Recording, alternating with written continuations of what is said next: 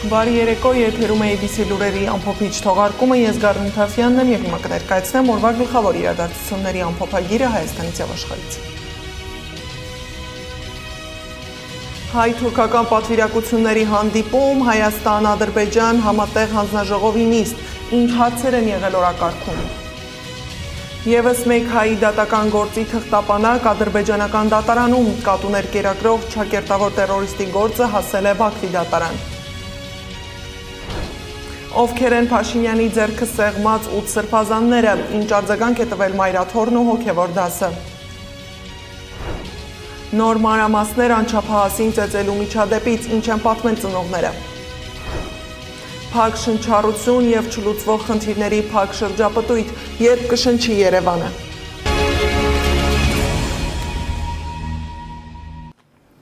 Ադրբեջանի Գաբալա քաղաքում Մհեր Գրիգորյանի և Ադրբեջանի փոխվարչապետ Շահին Մուսթաֆայևի նախագահությամբ տեղի է ունեցել Հայաստանի և Ադրբեջանի միջև պետական սահմանի, սահմանազատման և սահմանային անվտանգության հարցի հանձնաժողովի 12-րդ հանդիպումը։ Կողմերը պայմանավորվել են աշխատանքային կարգով համաձայնեցնել հաջորդ հանդիպման անցկացման ամսաթիվը Հայաստանի քաղաքներից մեկում։ Հայաստանի և Թուրքիայի արտգործնախարարության ներկայացուցիչները հանդիպել են Հայաստան-Թուրքիա սահմանի Ախուրիկ Աքյաքա անցագետում և Գյումրիում։ Ըստ Հայաստանի արտգործնախարարության հաղորդագրության տեղի է ունեցել Գյումրի-Կարս երկաթգծի վերականգնման և շահագործման վերաբերյալ տեխնիկական քննարկման երկրորդ փուլը։ Ալիևի օգնականը ՆԱՏՕ-ի գրասենյակում քննարկել է Հայաստանի ու Ադրբեջանի միջև խաղաղության գործընթացի օրակարգը։ Ադրբեջանի նախագահի օգնական Հիկմեթ Հաջիևն այցելել է Բրյուսելում ՆԱՏՕ կենտրոնակայան, հանդիպել է ՆԱՏՕ խորհրդի դեսպանների, ՆԱՏՕ գլխավոր քարտուղարի, քաղաքական և անվտանգության հարցի օգնական Բորիս Ռյուգեի հետ։ Հայաստանի հետ խաղաղություն հաստատելու հարցից բացի քննարկել են նաև Ադրբեջան-ՆԱՏՕ գործակցությունը, եվրոպական էներգետիկ տարածաշրջանային անվտանգությունը։ Մինչ հանձնաժողովն ու պատվիրակությունները, գերատեսչությունների ղեկավարներն ու ներկայացուցիչները խոսում են խաղաղության մասին, դա դարձնելով օրակարգային առաջնահերթ հարց, եւս մեկ հայի դատական գործի թղթապանակ ադրբեջանական դատարանում է ավելանում։ Կատուներ կերակրող ճակերտավոր տերորիստի գործը հասել է Բաքվի դատարան։ Օկուպացված Ստեփանակերտում 2025 թվականի սեպտեմբերին իբր ահաբեկության փորձ կատարելու համար ձերբակալված հայ Կարեն Ավանեսյանի դեմ քրեական գործը Ադրբեջանի գլխավոր դատախազությունն ուղարկել է դատարան։ Ստեփանակերտում անտեր ու անտուն մնացած կատուներին պայուսակներով կերտանող Կարեն Ավանեսյանին Ադրբեջանը որպես ահաբեկիչ է ներկայացնում։ 1967 թվականին ծնված Կարեն Ալբերտի Ավանեսյանը սեպտեմբերի 14-ին իբր ինքնաձիգով փորձել է մոտենալ Ստեփանակերտում տեղի ունեցող միջոցառման վայր, հետո իբր կրակել է մոտեցող ոստիկանների վրա, ապա նետել ձեռքի 3 նռնակ։ Պատասխան կրակի պատճառով նա վնասվածք է ստացել։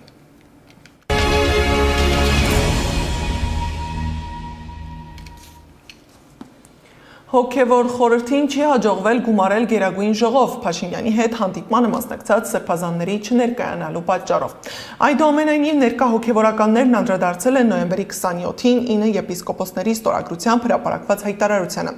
Մայրաթորը հայտարարել է, որ բովանդակությունն ամբողջապես խեղաթյուրված է ներկայացնում Արշակ arczepiskopos Խաչատրյանի խնդրով ստեղծված հանձնախմբի աշխատանքը։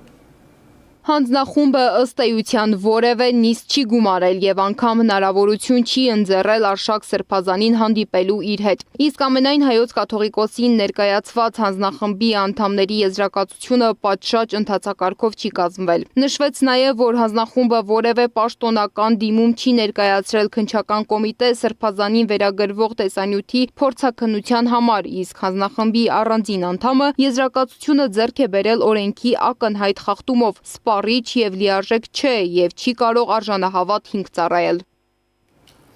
Իսկ մինչ հոգևոր Գերագույն խորհուրդը փորձում էր նիստ գումարել, մայրաթորում միաբաններն են ժողովարել։ Նրանք իրենց մտահոգություններն են հայտնել եկեղեցու շուրջ ստեղծված վիճակի կապակցությամբ։ Հայր Անանյանն ասել է, որ միաբանների ժողովին չեն քննարկել Նիկոլ Փաշինյանի հետ հանդիպած սրբազանների կարգալուծության հարցը։ Դա իրենց իրավասության ներքո չէ։ Հիշեցնեմ, որ երեկ Փաշինյանը հանդիպել էր հայ առաքելական եկեղեցու սրբազանների հետ։ 13-ից 8-ը, որ սրբազաններն են հանդիպել Փաշինյանի հետ, ռեպորտաժում։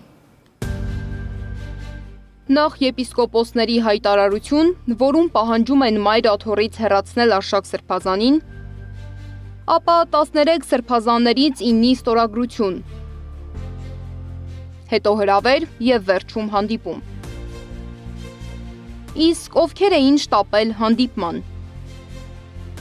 Արարատյան հայրապետական թեմի առաջնորդ Նավասարդ arczepiskopos Կճոյան։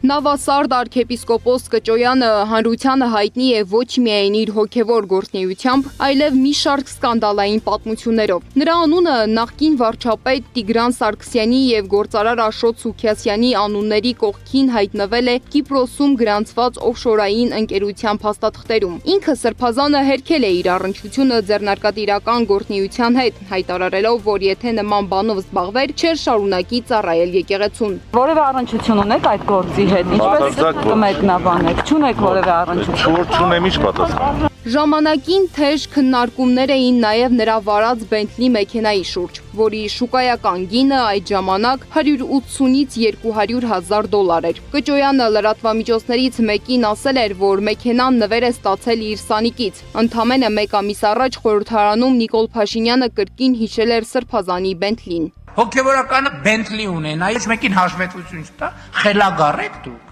Իսկ 4 տարի առաջ ամենայն հայոց կաթողիկոսը խոսելով բարձրաստիճան եկեղեցականների կոռումպացված լինելու մասին, տեղեկացրել է, որ Նավասարդ arczepiskopos-ը վաճառել է իր Bentley-ն ու գումարը բաժանել կարիքավորներին։ Այդ Bentley ավտոմեքենան ինքը նվիրել է գումարը, հետագային ինքը օտարել է, վաճառել է, նվիրել է կարիքավորներին։ Միաժամանակ Սրբազանին մեղադրանք է առաջադրվել առանձնապես խոշոր չափերով խարդախության եւ փողերի լվացման համար։ Նա նաեւ անցնում է ապօրինի ծագում ունեցող գույքի բռնագանձման գործով։ Վայոց ձորի թեմի առաջնորդ Աբրահամ arczepiskopos Մկրտչյան։ Մամուլը Աբրահամ Սրբազանին ներկայացնում էր որպես խոշոր գործարար եւ հեկերի հետ կապ ունեցող հոգեվորական։ Ինքը հերքել է այդ տեղեկությունները, նշելով, որ միայն օգնել է դրանց կայացմանը եւ երբեք անձնական շահով չի առաջնորդվել։ Այդ հեկերը ինձ հետ կապ ունեն այնքանով, որքանով մեր մարզում կարողանում եմ օգտակար լինել լավ ծրագրերով։ Եպիսկոպոսը չի զբաղվում այդ հարցերով, այլ կազմակերպում է ժողովներ եւ քննարկումներ, հրավիրում դոնորներին ու արտաքին կազմակերպություններին եւ ծանոթացնում նրանց ներսի աշխատողների հետ։ Շրջանառվում են լուրեր, թե Աբրահամ Սրբազանը ունի թանկարժեք Յագուար եւ Նորավանքի հարևանությամբ ռեստորան։ Նաեւ մտերիմ է Հայաստանի ազգային ժողովի նախագահ Ալեն Սիմոնյանի հետ։ Իրեն հոգով հարուստ համարող Սրբազանը հերքել է այդ լուրերը, նշելով, որ այդ մեքենան ժամանակավոր է վարում, իրենը չէ։ Կոտայքի թեմի առաջնորդ Առաքել arczepiskopos Քարամյան։ Իսկ Կոտայքի թեմի առաջնորդ Առաքել arczepiskopos Քարամյանի վերաբերյալ մամուլում դեռևս 2019-ին հրապարակումներ են եղել, որոնցում նշվել էր, որ նա քննչական կոմիտեի նախկին նախագահ Արգիշտի Քարամյանի հայրն է։ Arczepiskopos-ը անցյալ տարի մայիսի 28-ին քննադատել էր կաթողիկոսի եւ մի խումբ հոգեվորականների մուտքը Սարդարապատ խոչընդոտելու ոստիկանների գործողությունը։ Ցանկացած նման կեցվածք վեհապար հայրապետի եւ հոգեվոր դասի նկատմամբ անընդունելի է։ Աղոթում եմ, որ Տերը ողջամտություն եւ զգաստություն պարգևի մեր ոստիկաններին։ Բալթյան երկրների հայոց թեմի առաջնորդ Վազգեն arczepiskopos Միրզախանյան։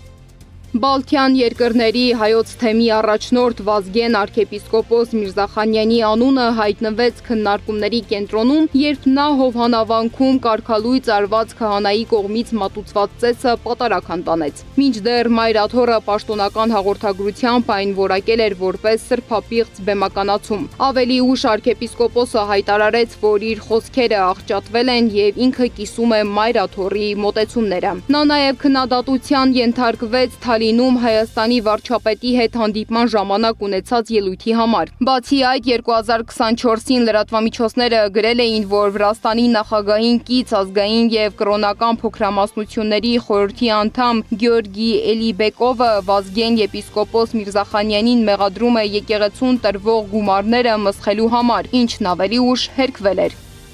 Երևանի պետական համալսարանի աստվածաբանության ֆակուլտետի նախկին դեկան Անուշավան եպիսկոպոս Ժամկոչյան։ Երևանի պետական համալսարանի աստվածաբանության ֆակուլտետի նախկին դեկանն է, պաշտոնից ամիսներ առաջ է ազատվել։ Այս որոշումը մամուլի որոշ շրջանակներում քննարկվեց նաև քաղաքական ենթատեքստով։ Ասում էին իշխանականների հետ շփումն ու հանրային միջոցառումներին մասնակցելն է պատճառը։ Անուշավան եպիսկոպոսը սակայն նշել է, դեկանի պաշտոնից ազատվել է պայմանագրի ժամկետի ավարտի հիմքով։ Նա հերքել է նաև իրեն վերագրվող վարչապետի խորհրդականի եւ իշխանական հոգեվորական թվականի պիտակները ու տեղեկացրել, թե իր գործունեությունը հիմնված է բացառապես եկեղեցական կանոնների եւ կրթական սկզբունքների վրա։ Արցախի թեմի առաջնորդ Վրթանես եպիսկոպոս Աբրահամյան Արցախի թեմի առաջնորդն է։ Վերջին 2 տարում մշտապես արցախցիներին կոչ է արել համախմբվել, պահպանել մշակութային եւ կրոնական ժառանգությունը եւ բարձրաձայնել դրա վտանգների մասին։ Նրա նախաձեռնությունները ներառում են տեղահանվածների աջակցություն, հուշարձանների պահպանություն եւ միջազգային հարթակներում արցախյան խնդիրների ներկայացում։ Մասյացոտն թեմի առաջնորդ Գևորգ եպիսկոպոս Սարոյան Սրբազանն ամիսներ առաջ հորդորել էր եկեղեցին եւ եկեղեցականներին չդարձնել գործիք քաղաքական հարցերի համար։ Նա հիշեցրել էր, որ եկեղեցին իրավունք ունի դիրքորոշում հայտնել ժողովրդին հուզող հարցերի վերաբերյալ։ Ավելի լավ է հալածվող եկեղեցի մնանք, քան դառնանք գործիք։ Մի անգամ դարձանք անընդհատ դառնալու ենք։ Նա անընդունելի եւ բամբասանք է համարել այն, ինչ վերագրվում է վեհափար Հայրապետին եւ ընդգծել, որ նման պնդումները վտանգում են հոգեվոր կյանքի հեղինակությունը։ Նիկոլ Փաշինյանը սրբազան հայրերին շնորհակալություն է հայտնել իրենց սկզբունքային դիրքորոշման համար։ Նա հավելել է, որ եպիսկոպոսների հայտարարությունը կարդացել է, նկատել նույն մտահոգությունը, ինչ ունի ինքը։ Սվետլանա Պետրոսյան, Գեգամ Ղազարյան, ABC Media։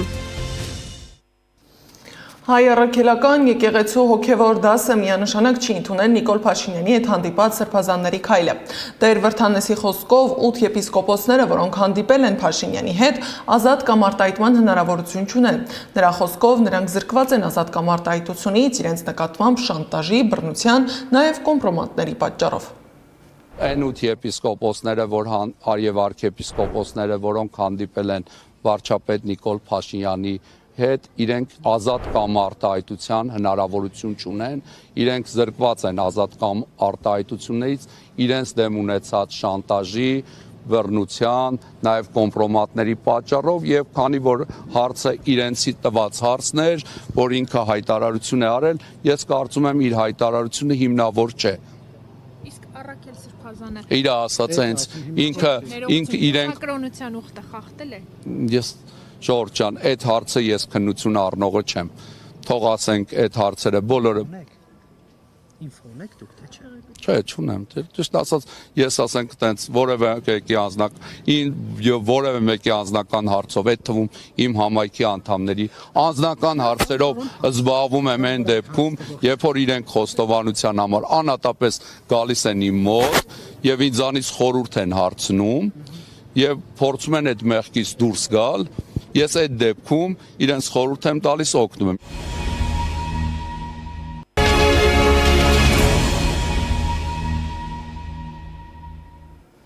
Նոր մանրամասներ Վալոդիա Գրիգորյանի սպանության գործի վերաբերյալ։ Քննչական կոմիտեն հայտնել է, որ դատարանը երկարաձգել է Փարաքարի համայնքապետ Վալոդիա Գրիգորյանի սպանության գործով մեղադրյալ Նարեկ Օհանյանի խափանման միջոց կալանքը, ևս 2 ամսով։ Գրիգորյանի սպանության համար մեղադրվողն ավելի վաղ ասել էր, որ պատճառը վրեժխնդրությունն է եղել։ Հիշեցնեմ, Վալոդիա Գրիգորյանին սպանել են սեպտեմբերի 23-ին։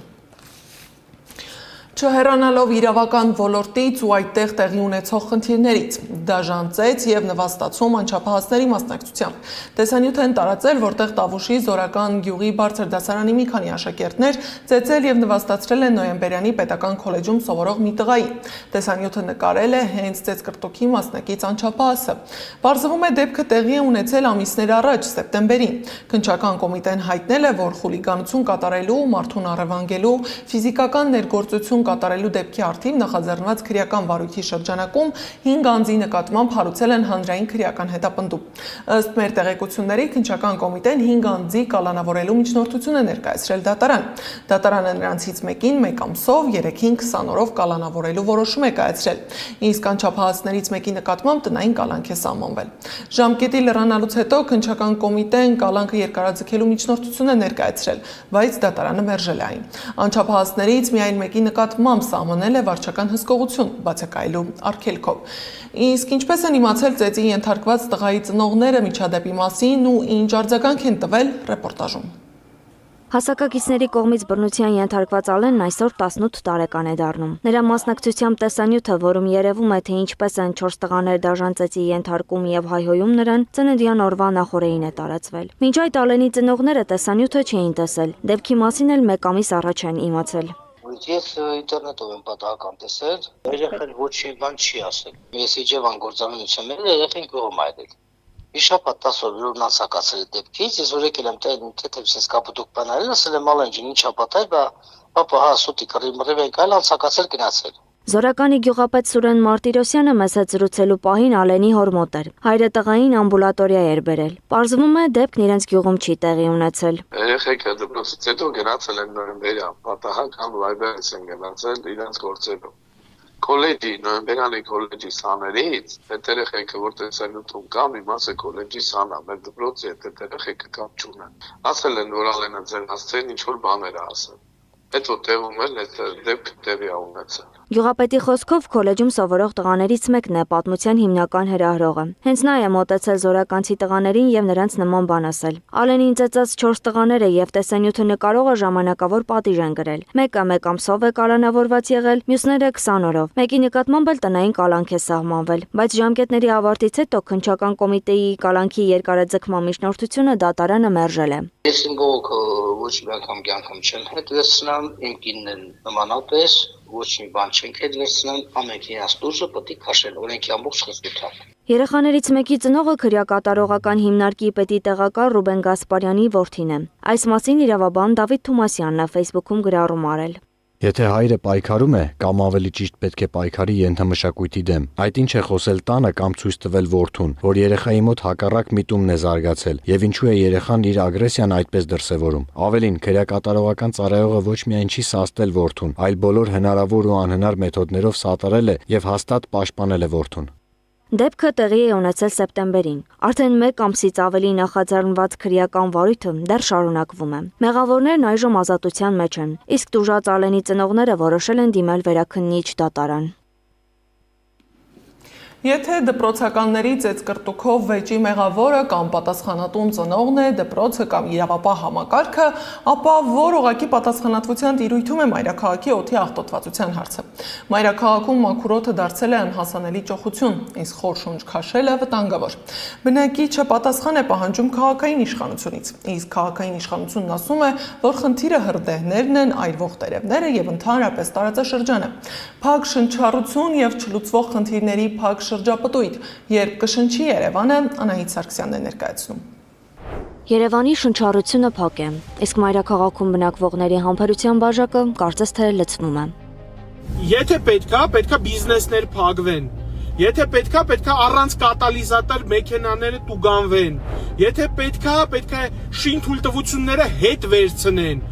Որովհետև օդի աղտոտվածությունից վտանգավոր ոչ մի բան չկա։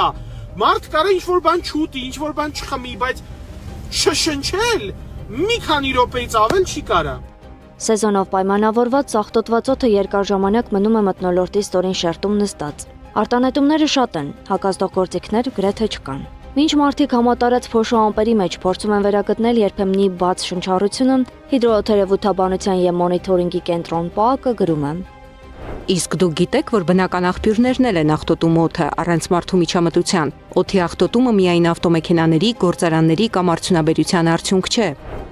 Զանգեզուրի պղնձամոլիբդենային կոմբինատի կայուն զարգացման գծով տնօրենի տեղակալ Աննա Սաղաբալյանը նշում է, որ ժամանակին հանքերի դեմ պայքարող մեկ շնչի հաշվով բնապահպանների թվով Հայաստանը աշխարհում վստահ առաջատարն էր։ Հիմա այլ հարցում է առաջատար։ Ամբողջ տարվա հաշվարկով օդի միջին աղտոտվածությամբ գերարդյունաբերական Շանհայը ավելի լավ վիճակում է, քան Երևանը, իսկ օդը թունավորելու համար միայն հանքեր պետք չեն։ Պետք է սարսափելի կառավարմամբ քաղաքային աղբավայր, պետք են Ղազախստանի ավտոսվալկաներից անվերահսկելի ներկրվող անհամար մեքենաներ, 0 բնապահպանական կառավարմամբ շինարարություն, 0 կառավարմամբ անասնապահություն ու գյուղատնտեսություն, ներառյալ Երևանի ծայրամասերում եւ էլի այսպիսի պարզ ու հանքերի հետ կապ չունեցող բաներ։ Պարտադիր պայման է նաեւ այս ամենը չնկատող բնապահպանների առկայությունը։ Էկոլուր տեղեկատվական հասարակական կազմակերպության փոխնախագահ Վիկտորիա Բուրնազյանը ասում է, որ օդի աղտոտվածության թույլատրելի կոնցենտրացիայի ցանցումը նոր խնդիր չէ։ Հիմա գումարվել են նաև այլ արտանետումներ եւ ստեղծվել է նման տխուր պատկեր։ Շինարարության ոլորտից էլ մեր մոտ շատ արտանետումներ լինում։ Ճիշտ է, մշակվել են մի շարք կարգավորումներ, որպեսզի նվազեցվի փոշու արտանետումները, բայց մենք տեսնում ենք, որ այդ կարգավորումները, այն կանոնները, որոնք նախատեսված են, դրանք է պատշաճ չեն կատարվում։ Մենք ունենք Երևանում հանքեր, որոնց տարածքից եւս փոշի է արտանետվում։ Այս ամբողջ համալիր այս արտանետումների փունջը բերում է այն վիճակին, որը մենք ունենք հիմա, իսկ այս եղանակին նաև տեսնում ենք տերևաթափ ու ծառերն էլ չեն կարողանում կլանել փոշի։ Հանքերը շահագործվում են բաց եղանակով, բնապահպանական միջոցառումներ չեն արվում։ Կանաչապատ տարածքների կորուստը լրջագույն խնդիր է։ Առողջապահական նորմերին դեռ չենք հասել 1 քառակուսի մետրի ցուցանիշով, թե 1 շնչին պետք է մինիմում 9 քառակուսի մետր մենք ունենանք կանաչ տարածք, մենք դեռ այդ ցուցանիշին էլ դեռ չենք հասել։ Բնապահպան Գագիկ Սուխուդյանը օդի աղտոտվածության այսպիսի բարձր ցուցանիշների գլխավոր պատճառն ու Բարաշենի աղբավայրն է համարում։ Ասում է, արդեն 40-ից 50 տարի խոսվում է այս խնդրի մասին։ Սովետաշենը դա ոչ թե ռեգուլար է, ոչ թե չեմիսորը, միջնադարյան ձև է վերացնելու։ Մենք պետք է կառուցենք աղբավերամշակող գործարան։ Բնապահպանը հիշում է մոտ 35 տարի առաջ Գերմանիա կատարած գործուղումը, պատմում փորձի մասին։ Եթե դուք մտնեք այդ գործարանը, աղբավերամշակման գործարանը, դուք ոնց է կմտնեք հիվանդանոց, սպիտակ խալաթներով աղբը գալիս է գործարան, աղբը տեսակավորում են եւ այդ գործարանները միակն են, որ հումքի համար չեն վճարում իրանք, հումքի համար փող են ստանում։ Համենայն դեպս ինչ վերաբերում է թունավոր օդի մեջ ապրելուն, ապա բնակիչները ոչ թե խնդիրը լուծելու, այլ գոնե խնդրից պաշտպանվելու համար են լուծումներ փնտրում։ Օրինակ, օդը մաքրող սարքեր են փորձում տեղադրել իրենց տներում։ Իսկ քաղաքապետարանից փոխանցում են, որ տարածաշրջանում օդի աղտոտվածության նվազեցում տեղի կունենա հյուսիսից։ Ցիկլոնային օդային զանգվածների մուտքով պայմանավորված օդի ինվերսիոն շերտի քայքայման արդյունքում։ Անահիտ Սարգսյան, Նոնա Գևորգյան, ABC Media։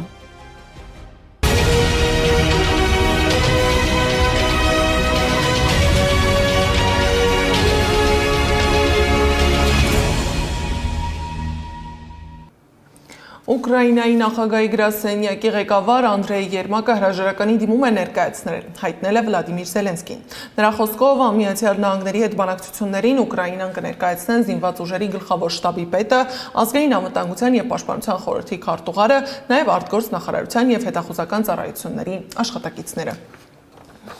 Ռումինիայի պաշտպանության նախարարը հրաժարական է տվել իր կրթության շուրջ ծագած սկանդալի ֆոնին։ Նախարարը ռեզյումեում գրել է, որ նա ավարտել է Աթինիում համալսարանը։ Բուհի վարչակազմը սակայն հայտնել է, որ նա երբեք այնտեղ չի սովորել։ Ավելի ուշ պարզվել է, որ նա սովորել է Բիոտարա համալսարանում։ Պաշտոնյան պնդել է, որ համացանցից ներբեռնել է ռեզյումեի ձևաթուղթ, որտեղ լրելիային ռեժիմով ընտրվել էր Աթինիում անունը, իսկ նա մոռացել է այն փոխել։ Այժմի համար նախատեսել էինք այսքանը, շարունակեք հետևել մեզ YouTube-ում, Facebook-ում, Telegram-ում, Instagram-ում ու TikTok-ում կամ այցելեք մեր պաշտոնական կայք 3w.abcmedia.am։ Ես Գառնիկ Թաֆյանն եմ, շնորհակալություն ուշադրության համար, ABC լուրերը եթերում կլինի վաղը ժամը 12-ին, կհանդիպենք, բարի գիշեր։